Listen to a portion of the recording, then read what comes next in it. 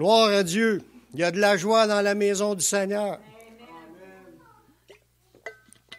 Le royaume de Dieu, c'est pas le manger et le boire, mais la justice, la paix et la joie par le Saint-Esprit. Amen. N'oubliez pas ça. Des visages comme en face de carême, c'est sûr que ça peut arriver qu'on jeûne puis qu'on s'humilie, mais on n'est pas toujours comme cela. On est plus dans la joie du Seigneur. De se réjouir de notre salut, de se réjouir que notre nom est inscrit dans le livre de vie. Amen. On ne veut pas se lâcher de se rappeler ces choses, puis on va continuellement se les rappeler, parce que c'est la joie du Seigneur. C'est la joie du Seigneur qui sera notre force. Si tu es dans la joie du Seigneur, tu vas être fort dans le Seigneur. Si tu es triste d'être chrétien, il y a quelque chose qui ne marche pas, parce qu'on n'a pas compris. Mais on est là pour apprendre. On est ici pour apprendre. C'est ça qui est le plan de Dieu. Et c'est normal qu'on part à un moment donné dans notre vie qu'on est ignorant des choses de Dieu. Mais Dieu veut pas qu'on reste ignorant.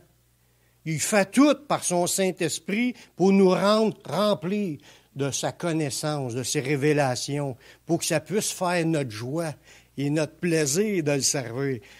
Puis on en parle justement de cela aujourd'hui.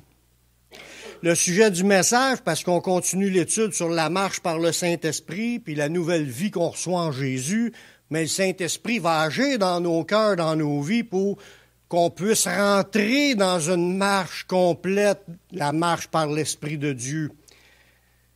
Parce qu'il faut le savoir que quand tu es chrétien, on apprend à se dépouiller, on va le voir dans un des versets, à se dépouiller du vieil homme qui est supposé d'être crucifié avec Jésus pour revêtir l'homme nouveau qui est créé à l'image de Dieu dans une justice et une sainteté que produit la vérité. C'est là-dedans que le Seigneur veut nous amener. Le sujet d'aujourd'hui, la marche par l'Esprit, nous donnera d'être renouvelés dans notre intelligence. Combien est-ce qu'il y en a qui pensent qu'ils sont intelligents? Je parle de la manière humaine, là. Comment est-ce qu'on se pensait intelligent avant de connaître le Seigneur? Comment est-ce qu'on se pensait supérieur aux autres? Puis ça, il n'y en a pas gros qui n'ont pas vécu cela, à moins que tu aies été écrasé dans ta vie puis toujours rabaissé, puis que tu n'as aucune estime de toi. Tous ceux qui sont comme un petit peu fiers de leur vie se pensent au-dessus. C'est une des choses que la nature humaine provoque. La gloire de ce monde, le diable fait tout pour essayer d'élever les gens, parce que les gens aspirent tout à être élevés. Mais nous, dans le Seigneur, c'est le contraire, on cherche à se rabaisser. Mais dans le monde, on cherche à t'élever, à atteindre des sommets, à être populaire, à être bien vu, à passer pour une personne intelligente, une personne instruite, une personne connaissante.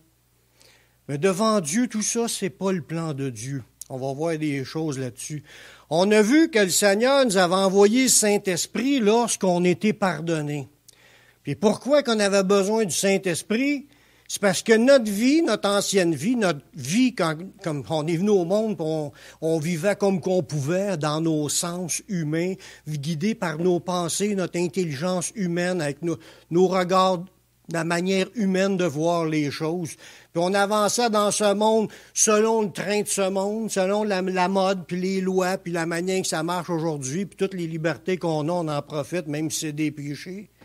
Puis on est amené aussi par le diable. Fait que notre nature humaine, la Bible, on l'a vu, on était par nature, naturellement, des gens qui étaient destinés à la colère de Dieu.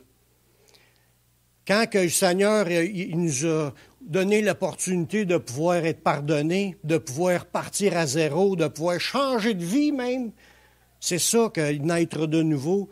On a été à Jésus pour être pardonné parce qu'on avait assez de notre vie de pourriture puis de nos péchés, puis on le savait qu'on était à sa condamnation de Dieu, puis on voulait pas y aller, puis on voulait être pardonné. Fait qu'on a saisi l'offre qui nous est donnée à travers Jésus. Je veux être pardonné, je veux faire partie des élus, je veux être sauvé.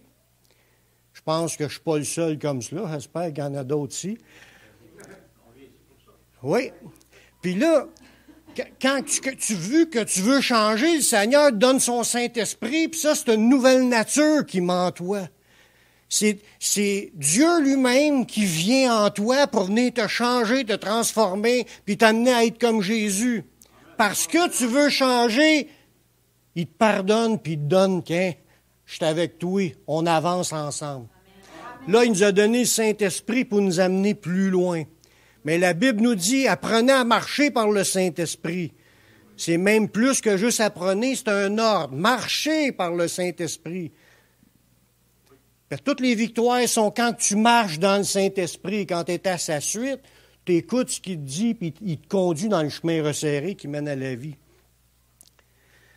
Quand tu commences ta vie chrétienne, hein, tu commences avec un peu de connaissance sur Dieu, un peu de connaissance sur la Bible. Même si tu as lu la Bible, tu lis ça, tu peux savoir intellectuellement, tu te rappelles des récits, mais comprendre le plan de Dieu, comprendre la volonté de Dieu, on est comme aveuglé.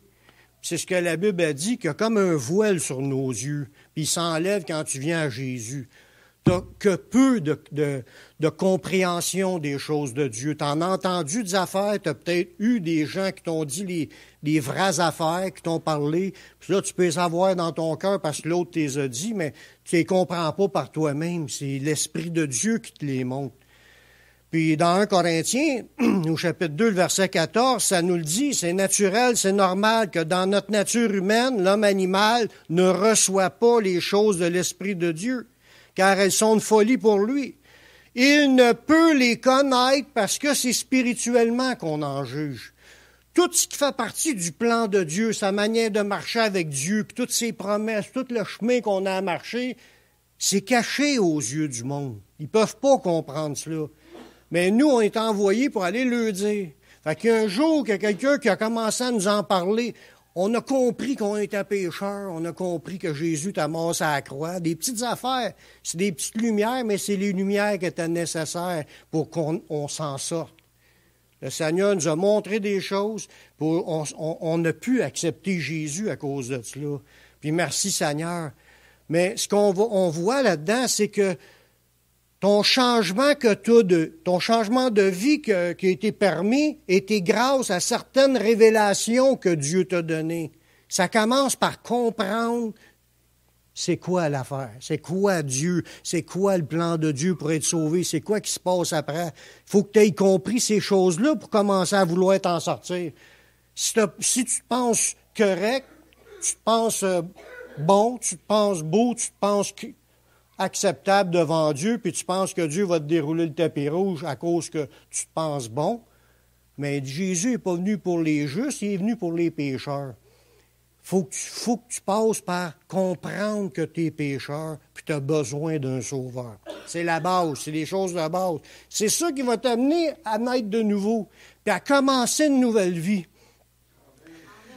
Ça, il y a peu de personnes dans ce monde qui comprennent cela. Puis ça, c'est une grâce qu'on a de pouvoir comprendre ces choses-là. Puis les gens dans ce monde, tu peux en voir des gens qui sont plus instruits, qui sont plus intelligents au point de vue humain, sont plus sages que toi, même dans leur manière de gérer leur vie. Mais devant Dieu, ça n'a rien à voir avec les révélations spirituelles qu'on a besoin. Parce qu'il y a du monde sage et intelligent dans le monde, dans la sagesse humaine. Il y a du monde brillant, du monde qui ont fait des inventions, qui ont fait des patentes, qui ont trouvé des nouveaux remèdes. Mais ça, ce n'est pas les révélations de Dieu qu'on a besoin. Oui, c'est utile pour les choses passagères, mais les vraies révélations, c'est ce qui vient de Dieu. Ça, tu le reçois par le Saint-Esprit. C'est Dieu, il faut qu'il te montre ces affaires-là. Dans 1 Corinthiens, chapitre 2, le verset 7 à 10, ça dit « Nous prêchons la sagesse de Dieu. » Ce qu'on apprend dans l'Église, là, c'est la sagesse de Dieu. C'est les pensées de Dieu, le plan de Dieu, les promesses de Dieu. C'est la sagesse de Dieu. Ça peut arriver qu'on soit aussi savant dans les choses humaines, mais nous, on est ici pour apprendre les choses de Dieu, que Dieu, avant les siècles, avait destiné pour notre gloire. C'est notre gloire de comprendre les choses de Dieu. Dieu nous a donné de comprendre ces révélations pour qu'on puisse marcher là-dedans. Puis quand tu marches là-dedans, un jour, vous allez voir comment on avait tous les avantages de suivre le Seigneur. De marcher dans la sagesse qui a été révélée par Dieu. Puis ça, c'était préparé avant tous les siècles. Dieu avait prévu qu'il y aurait une connaissance qui était inaccessible aux gens de ce monde, qui était pour révéler à certaines personnes en particulier sa sagesse, son plan, sa manière d'atteindre la vie éternelle. Puis tout ça, ça nous a été révélé. C'est une bénédiction. Il dit, il n'y a aucun des chefs de ce siècle. Hey, c'est quelque chose, là, au verset 8, là, il dit, c'est une sagesse qu'aucun des chefs de ce siècle n'a connue. Le monde ne peut comprendre les choses de Dieu, même si c'est des chefs. Parce que d'habitude, quand tu es un chef, tu es un gars qui sait comment diriger un pays, puis c'est pas encore assez pour comprendre les choses de Dieu. Il fallait que le Saint-Esprit te les révèle. Parce que s'il aurait connu les choses de Dieu, il n'aurait pas crucifié le Seigneur de gloire. Mais comme il est écrit, ce sont des choses que l'œil n'a point vues, que l'oreille n'a point entendues, qui sont point montées au cœur de l'homme. Des choses que Dieu a préparées pour ceux qui l'aiment. Cette sagesse-là, ces révélations-là, c'est une sagesse que Dieu a préparée pour ceux qui l'aiment, pas pour ceux que Dieu aime. Est-ce qu'on aime le Seigneur?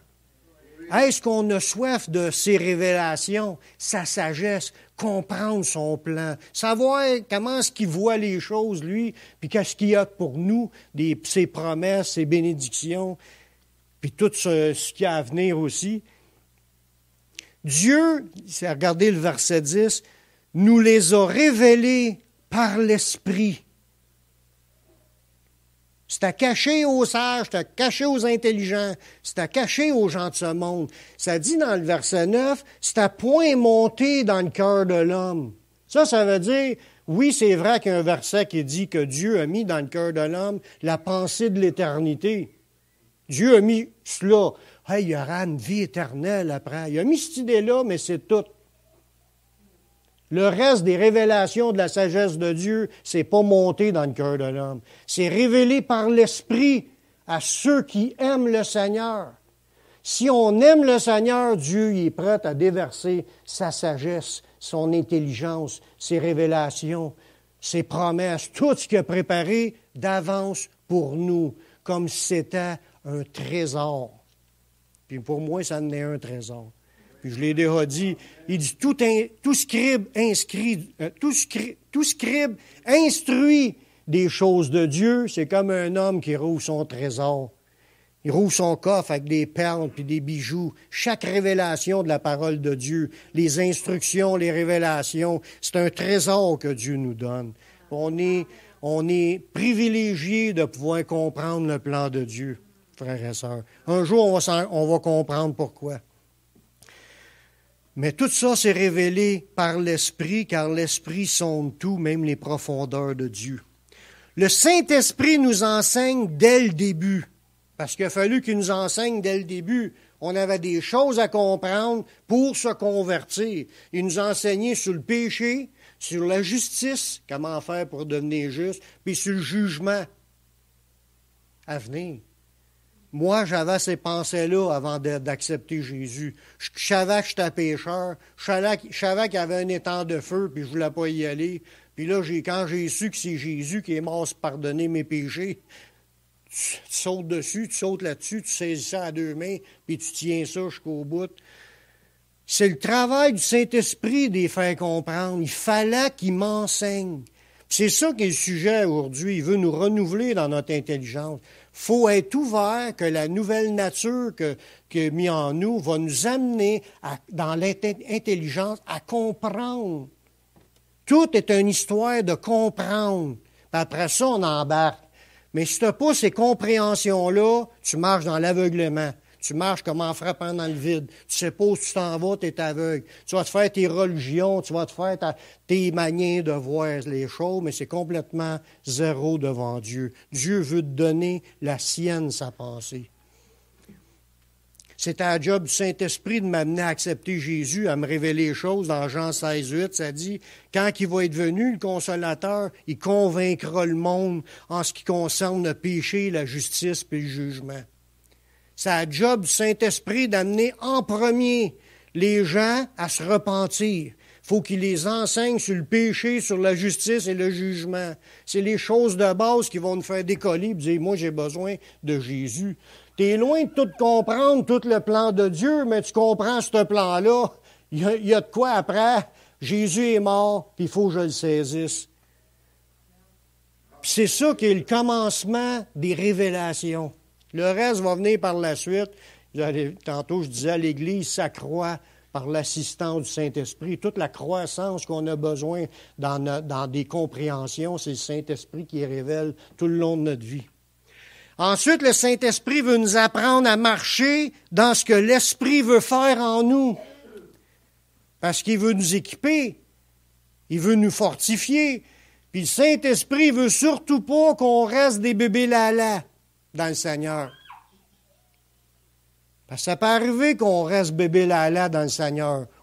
On n'a pas une croissance comme qu'on serait supposé, puis on est encore besoin du petit lait plutôt que de la nourriture solide.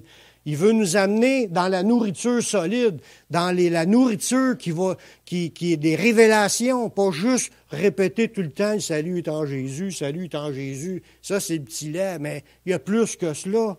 Il veut t'amener à ce que tu sois assez fort, assez connaissant, que le Saint-Esprit soit capable de t'utiliser pour donner aux autres aussi de la nourriture. Prendre soin des autres, nourrir les autres, puis amener d'autres personnes à devenir disciples. Dans Éphésiens 4, 22 à 24, ça dit, vu qu'il veut faire des choses en nous, là, il veut qu'on apprenne à se dépouiller du vieil homme qui se corrompt avec ses convoitises, puis à renouveler dans l'esprit de notre intelligence, puis à revêtir l'homme nouveau. Voyez-vous, là, ce que je veux en venir, c'est qu'il veut nous renouveler dans l'esprit de notre intelligence.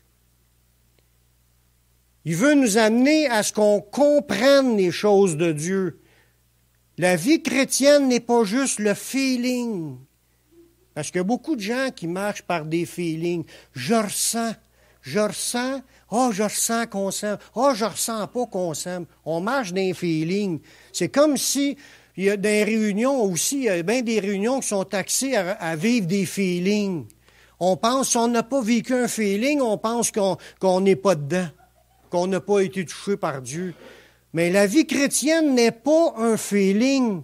Premièrement, c'est une révélation, c'est une compréhension, c'est ton intelligence qui est renouvelée. Il faut que tu sois changé dans tes pensées. C'est ça la priorité. Tu as beau avoir tous les feelings qu'il y a sur la terre, là, si tu n'as pas changé dans ta pensée, tu vas être encore pareil dans ta vie. Parce qu'il faut qu'il nous emmène à penser différemment de ce qu'on était avant.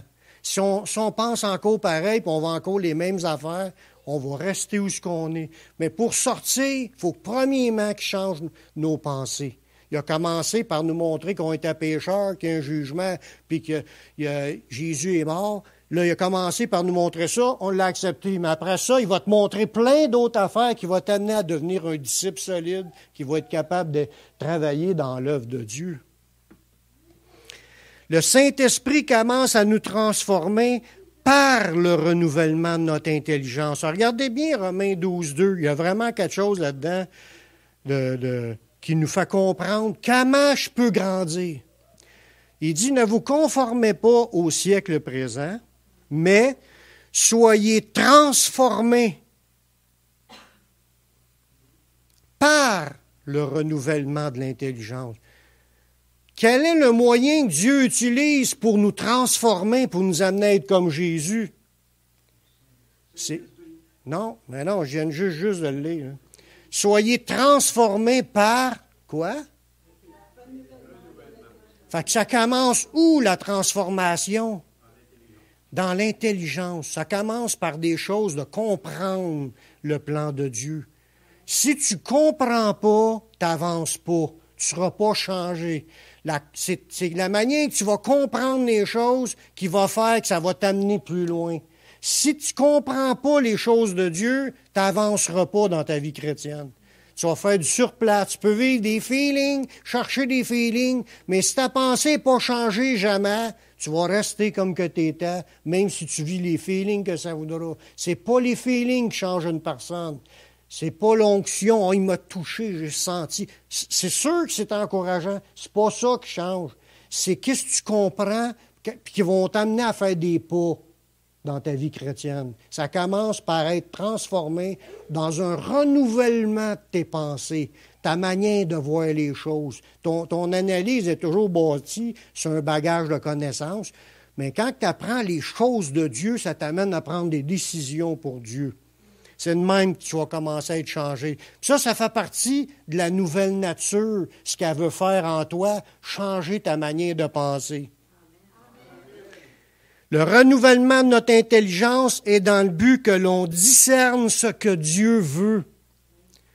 Autant qu'on dit tout le temps, « Ah, je veux me faire guider par le Saint-Esprit. » Oui, mais dis, sois changé dans tes pensées afin que tu discernes la volonté de Dieu, ce qui est bon, agréable et parfait, que ça nous dit dans Romains 12. Ça veut dire, si tes pensées sont changées, tu vas être capable de discerner ce que Dieu veut.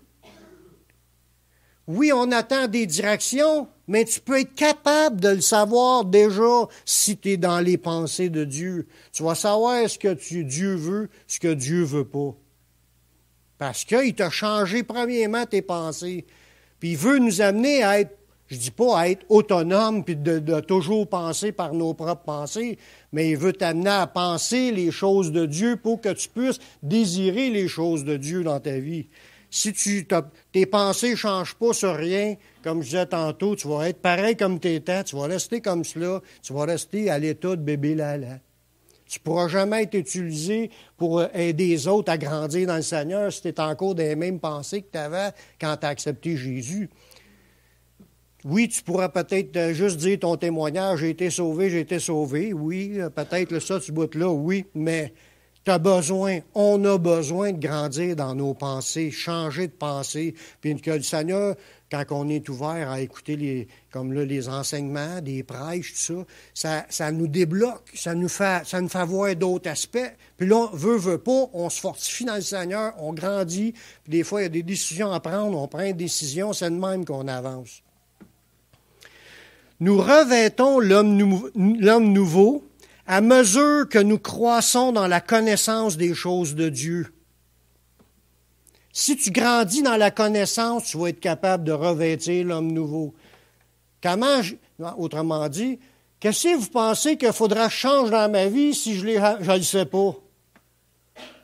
Comment vous pensez que je pourrais comprendre les choses qui doivent changer si je ne les sais pas? C'est simple, ça. Il faut premièrement que tu saches que ça a changé. Mais pour savoir ce que tu as changé, il faut qu'il te l'ait montré. Puis pour qu'il te le montre, il faut que ta pensée change. Parce que si tu es toujours à répéter la même mettons, c'est une gaffe qu'on fait. On prend de mauvaises décisions, puis on répète toujours la même affaire. On reste toujours pareil. Il faut que tu saches qu'il y a d'autres choses dans la vie, que Dieu veut te délivrer, il a la puissance, puis il veut t'amener à être là. Quand tu comprends cela, là, tu peux t'en aller dans cette direction-là. C'est pour ça qu'il faut qu'il travaille dans nos pensées.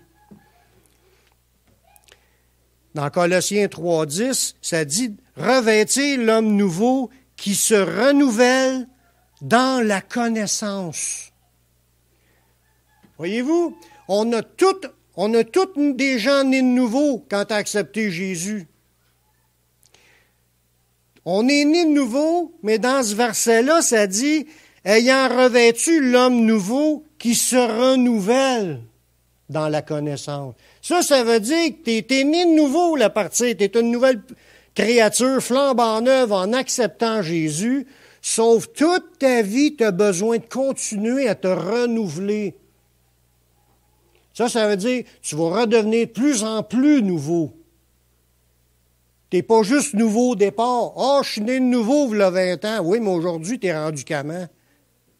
Mais aujourd'hui, il faut que tu sois encore plus grand dans le Seigneur, dans une manière de parler, plus instruit, plus connaissant, plus au service, plus en train de travailler pour le Seigneur, pour porter du fruit pour le Seigneur. Ça veut dire que tu as été changé à ta conversion, tu es un homme nouveau, mais le lendemain, puis le surlendemain, puis le surlendemain, tu vas continuer à être renouvelé, puis à te renouveler, puis à te renouveler, puis à continuer à grandir pour toujours te renouveler. Puis ça commence dans la connaissance.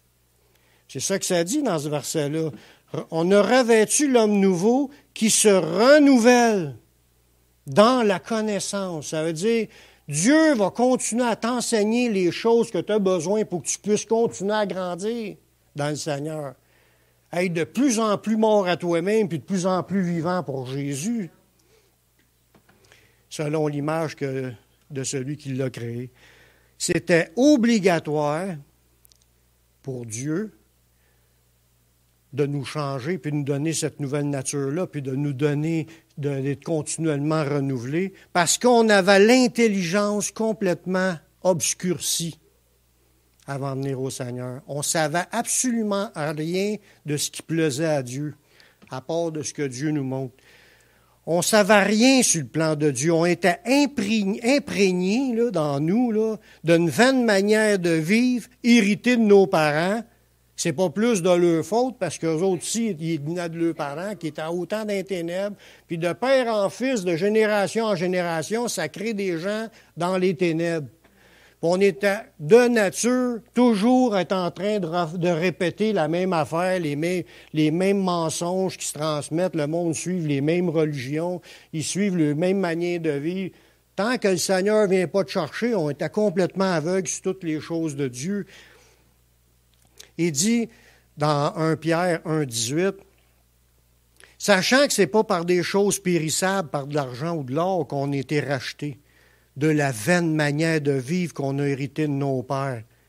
Mais c'est par le sang précieux de Christ, comme un agneau sans défaut et sans tache. » On était dans une profondeur de ténèbres que par nous-mêmes, on n'aurait pas pu sortir par nous-mêmes de cela, puis on était rachetés par le Seigneur Jésus-Christ, par son sang qui était versé. Il nous a donné l'opportunité de pouvoir être pardonnés, puis de repartir cette nouvelle vie avec lui, marcher avec lui. Maintenant, on lui appartient, il nous a donné le Saint-Esprit, que lui, le Saint-Esprit, va nous conduire dans toute la vérité. La vérité, ça commence par connaître les choses de Dieu. L'outil principal que le Saint-Esprit utilise pour nous changer dans notre intelligence, y a-t-il quelqu'un qui veut se lancer pour dire quel est l'outil principal que le Saint-Esprit utilise? La Bible, la parole de Dieu. C'est l'outil principal de Dieu. C'est un outil précieux qu'il nous a donné dans les mains. Puis puissant, parce que la parole de Dieu est puissante. Dans Hébreux 4,12, ça dit, la parole de Dieu est vivante et efficace. Est efficace. Faut pas penser que quand quelqu'un entend un verset de la parole, que ça a été inefficace. Au contraire, quand c'est entendu, quand c'est proclamé et entendu, ça a un effet, la parole de Dieu. C'est une puissance de Dieu. Soit que la personne ça rouvre sa foi, ou soit qu'elle va la fuir. C'est trop, elle va être aveuglée, puis elle ne voudra pas rien savoir, puis elle va s'opposer. Ça crée de quelque chose dans le cœur des gens quand ils entendent des versets de la parole. Ça dit que la parole de Dieu est vivante, efficace, plus tranchante qu'une épée quelconque à 2 tranchants, pénétrante jusqu'à l'âme et l'esprit, jointure et moelle. Elle juge les sentiments et les pensées du cœur. Fait que le Saint-Esprit utilise, pour changer notre intelligence, il utilise son arme puissante qu'il a mis là, drette devant nous, on a toute une dans nos mains, une Bible, la parole de Dieu. C'est un outil précieux. Premièrement, il a été créé par le Saint-Esprit. La Bible, là, c'était inspiré par le Saint-Esprit. C'est Dieu qui a voulu que ces paroles-là soient écrites comme sont écrites dans l'original hébreu et grec.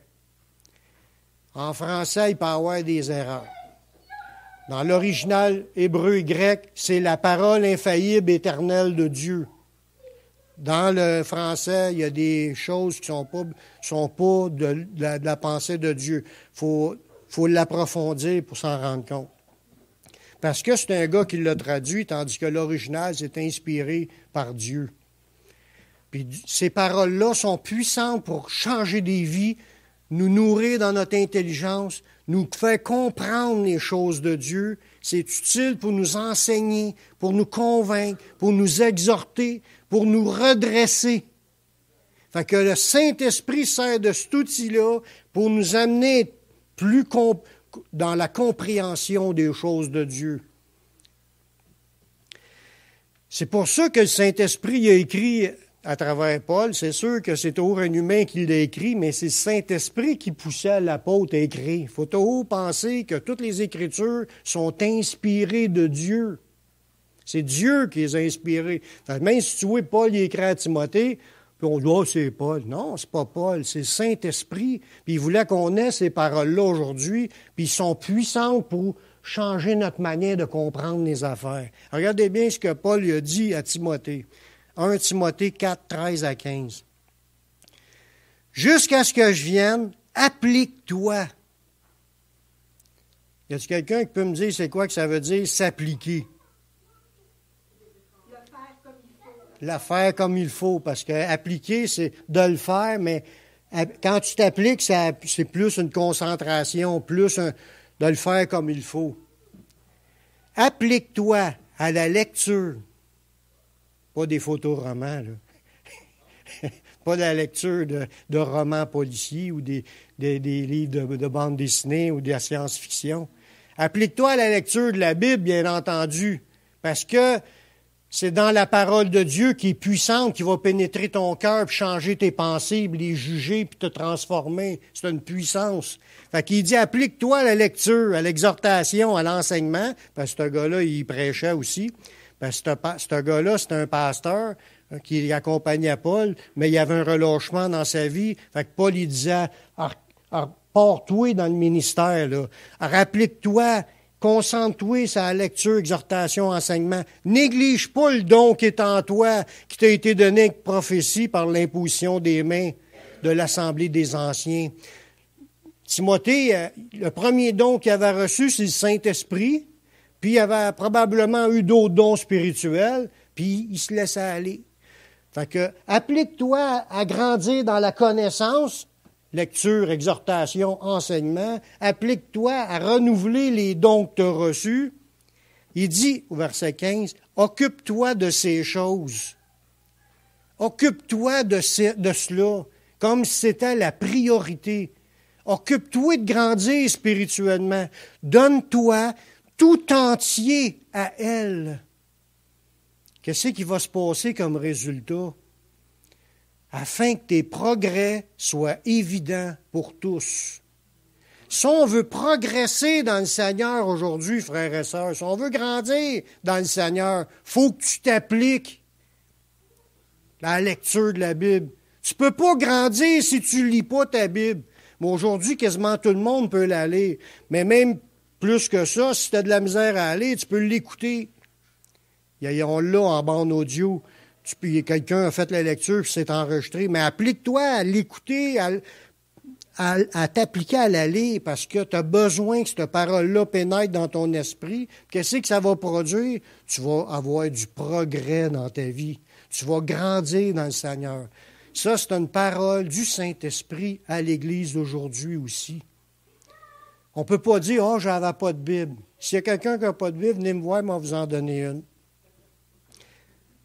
Ben oui, puis il y en a partout des Bibles aujourd'hui, on a la liberté de la lire.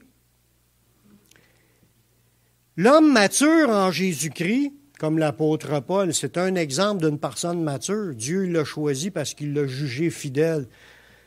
Mais il était utilisé par le Saint-Esprit afin que Paul utilise la parole de Dieu pour renverser les faux raisonnements puis amener toutes les pensées à l'obéissance. Alors, regardez bien dans 2 Corinthiens 10, 3 à 5. Il dit, si nous marchons dans la chair, nous ne combattons pas dans la chair. Comme on disait, on le sait, tout le monde le sait, on n'a pas à lutter contre la chair et le sang, mais on a à lutter contre les démons. les esprits méchants. Mais si vous voulez lutter contre les esprits méchants, utilisez pas les armes de la chair, utilisez les armes de l'esprit.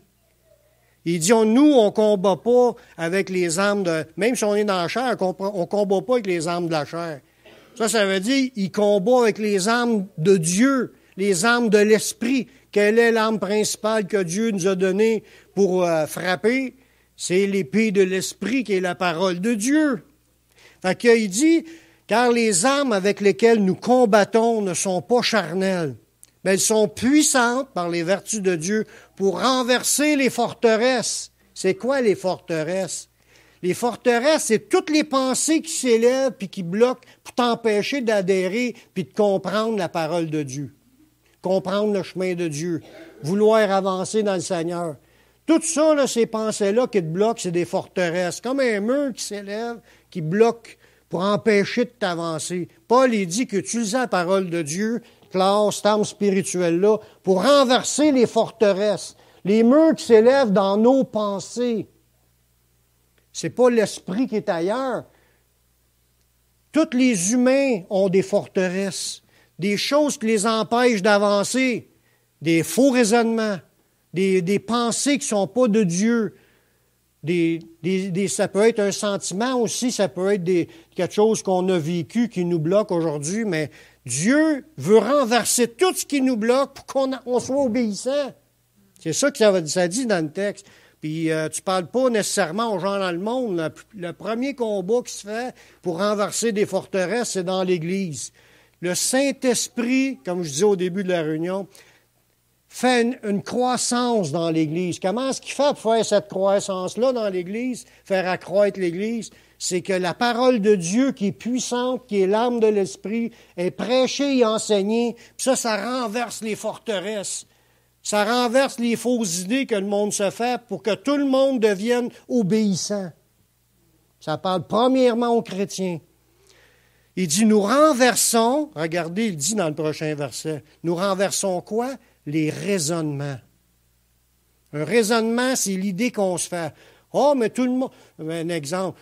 On est tous prédestinés depuis la fondation du monde, donc ça ne donne rien d'évangéliser. Ça, c'est un faux raisonnement qui empêche le monde d'y aller évangéliser.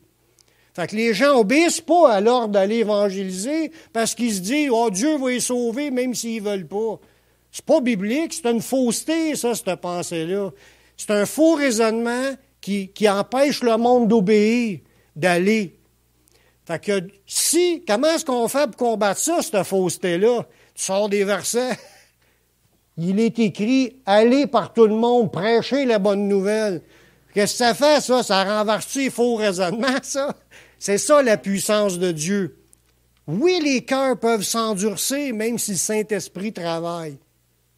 C'est pour ça qu'on va lire tantôt le dernier verset. Il ne faut pas s'endurcir si tu entends l'Esprit, parce que tu peux quand même résister puis de refuser d'écouter ce que le Saint-Esprit... C'est ça que je dis au début de la réunion.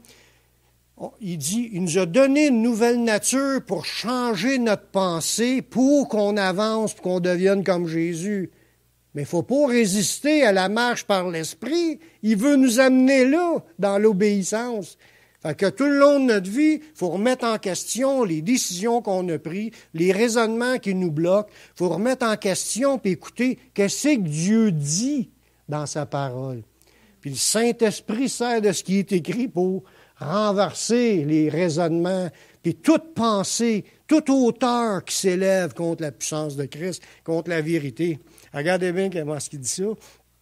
Nous renversons les raisonnements et toute hauteur qui s'élève contre la connaissance de Christ. On voit pas le mot contre la puissance de Dieu. Les gens ne résistent pas à la puissance, les gens résistent à la connaissance. Ce qu'on a besoin, c'est de dire ce que la Bible dit, une connaissance. Ça renverse les raisonnements parce que c'est la parole de Dieu qui renverse la pensée. C'est une connaissance qui doit être transportée. Fait qu'on sert de la Bible qui est la parole de Dieu, c'est une connaissance. On parle de la parole de Dieu pour renverser les raisonnements, pour amener les gens et nous amenons toute pensée captive à l'obéissance à Christ. Fait que la parole de Dieu, qui est une connaissance transmise, qui fallait premièrement qu'il me renouvelle dans ma connaissance à moi. Après ça, je suis capable de la transmettre aux autres pour que la connaissance change les cœurs et amener les gens à être obéissants à Jésus.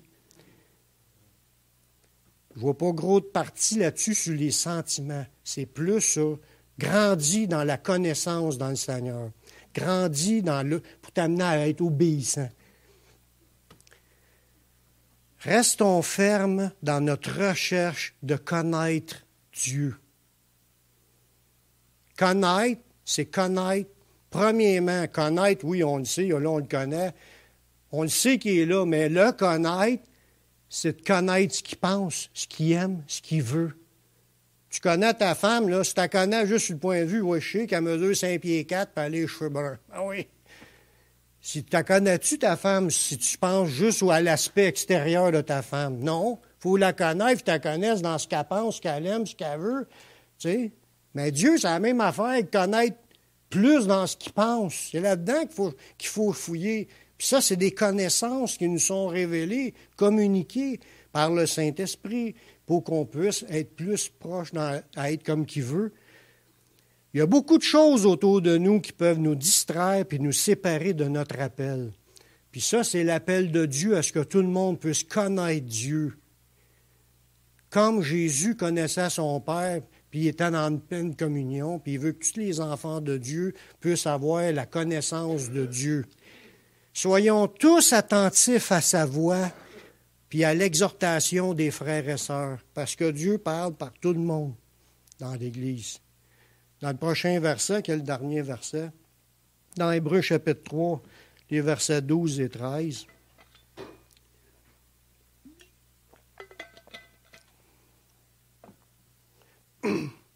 Prenez garde, frères, que quelqu'un de vous ait un cœur mauvais et incrédule, au point de se détourner du Dieu vivant. Ça parle à des chrétiens, là. Ça ne parle pas à des gens qui n'ont pas accepté Jésus. Ça dit, prenez garde, frères, que quelqu'un parmi vous, que quelqu'un de vous, ça parle à des chrétiens qui peuvent finir avoir un mauvais cœur, puis qui veulent se détourner de Jésus. Ouais, mais comment est-ce que je peux me détourner de Jésus? On va le voir dans l'autre verset après, mais pas dans celui-là, dans l'autre après. Mais il dit, exhortez-vous les uns les autres chaque jour, aussi longtemps qu'on peut dire aujourd'hui, afin qu'aucun de vous ne s'endurcisse par la séduction du péché. Ça veut dire que prenez garde qu'il y en ait qui abandonnent le Seigneur. Puis là, il dit, exhortez-vous les uns les autres. Ça veut dire, il faut être attentif à ce que les autres disent. Dieu peut nous parler par les autres. Pas juste par le pasteur, pas juste par les prédications qu'on écoute. Exhortez-vous réciproquement, puis il dit, afin que vous ne soyez pas endurcis par la séduction. Ça veut dire qu'il y a des choses qui sont là pour nous attirer à nous éloigner de Jésus. Fait qu'on doit s'encourager, puis être à l'écoute de ce que le Saint-Esprit dit à travers de tous les frères et sœurs, puis de faire attention, parce qu'on n'est pas mieux que les autres. Puis si on continue les 2 autres versets après, car nous sommes devenus participants de Christ. Est-ce qu'on le sait qu'on est participants? Là? On participe, le sang de Jésus sur nous, on est purifié par son sang, on est en communion avec le Saint-Esprit, on marche avec la nouvelle nature. Il est là, on est participants de Christ, pourvu que nous retenions jusqu'à la fin ce qu'on avait au commencement. Voyez-vous, il faut persévérer jusqu'à la fin dans cette communion-là de révélation, de changement, de renouvellement. Pendant qu'il est dit aujourd'hui, si vous entendez sa voix, n'endurcissez pas vos cœurs comme lors de la révolte. Notre cœur, là, comme je l'ai dit dans une étude antérieure, notre cœur, c'est là qui est le centre de tout notre combat. Notre cœur, ça comprend nos pensées, nos sentiments, nos émotions. On reçoit des informations de la nouvelle nature que le Saint-Esprit nous communique. On a nos idées, nos personnels, notre manière, nos raisonnements, nos choses que nous autres, on voit ça de même, puis on pense de même, puis on ne veut pas changer. Mais là, le Saint-Esprit nous parle, puis il dit, si tu entends ma voix, endurcis pas ton cœur. Ça veut dire que tu peux être chrétien, puis de ne pas vouloir changer, pas vouloir admettre que ça serait correct de changer. Parce que quand on entend quelque chose qui vient d'un frère et sœur, des fois, sur le coup, là, on se sent peut-être insulté. « Ah, moi, je me pensais pas de même. » Puis moi, tu sais, on est peut-être orgueilleux un peu, on ne veut pas écouter. Mais le Seigneur dit, endurcissez pas votre cœur. Si vous entendez quelque chose, puis ça vient de l'Esprit de Dieu, ça vient de la parole de Dieu, ça vient pour te faire avancer, il faut être capable de passer dans un désir vouloir connaître la vérité pour dire, oui, c'est vrai, ce que tu dis là, c'est biblique, puis je vais accepter d'avancer. Puis c'est pas à cause c'est un tel qui me l'a dit, là, c'est à cause c'est le Saint-Esprit qui me l'a dit, par celui-là qui me l'a dit. Puis je dois avancer, je dois obéir, je veux grandir, je veux changer mes faux raisonnements, puis je veux devenir obéissant à Christ. Parce que c'est dans cela que la nouvelle nature veut nous amener. Amen. Amen. On va prier. Seigneur, je te remercie pour ta parole qui est vraie. Je te remercie de parler à nos cœurs par ton Saint-Esprit. Seigneur, pardonne-nous toutes les fois qu'on a désobéi, qu'on n'a pas écouté ta voix, puis on s'est endurci parce qu'on voulait avoir raison. Pardonne-nous, puis aide-nous, Seigneur, à avoir un cœur qui accepte. Aide-nous à ce qu'on puisse soumettre notre pensée à la celle du Saint-Esprit, à accepter ta parole comme si c'est la vérité absolue, puis qu'on n'a pas à raisonner cela, puis à essayer de ne pas vouloir la mettre en pratique. Apprends-nous à être obéissants. Seigneur, on s'en remet à toi, on te fait confiance pour la suite, dans le nom de ton Fils Jésus-Christ. Amen.